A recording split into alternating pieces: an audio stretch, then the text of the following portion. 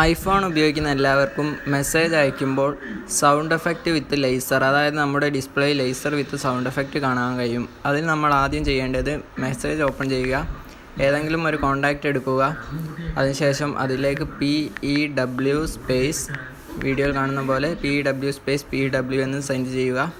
അപ്പോൾ നമുക്ക് നമ്മുടെ ഡിസ്പ്ലേ കാണാൻ പറ്റും ലേസർ വിത്ത് സൗണ്ട് എഫക്റ്റ്. വളരെ സിമ്പിളായ ഒരു കാര്യമാണ്. എല്ലാ ഐഫോൺ ഉപയോഗിക്കുന്നവരും ചെയ്തു നോക്കുക.